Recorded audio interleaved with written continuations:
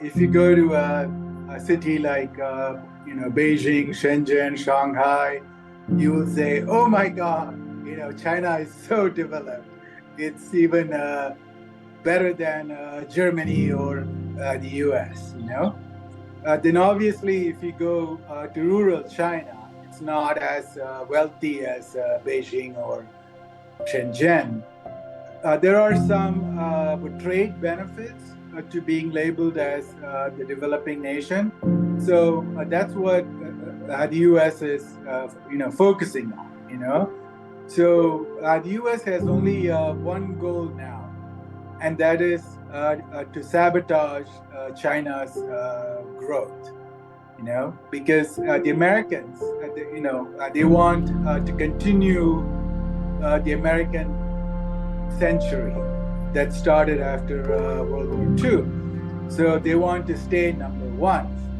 They're just trying to make the Chinese goods a little bit more expensive for the rest of the world.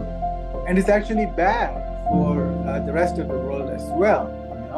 So, for example, if you look at my country, India, it gets about 75% of all the raw materials to make the pharmaceutical drugs from China. So if the tariffs on the Chinese imports go up, then we have to pay more for the medicine.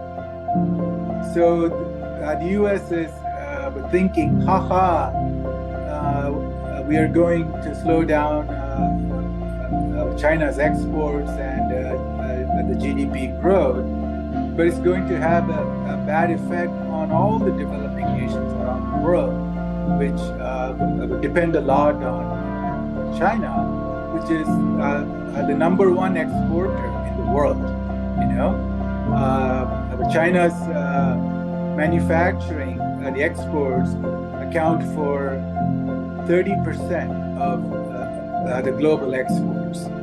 In whatever the country you live in, if you look around your home, from the smartphones and the computers to furniture to cars to steel, whatever, there are going to be a lot of the components or the products from China. So the American, the shenanigan to classify China as the developed nation is going to increase the inflation in the world all around.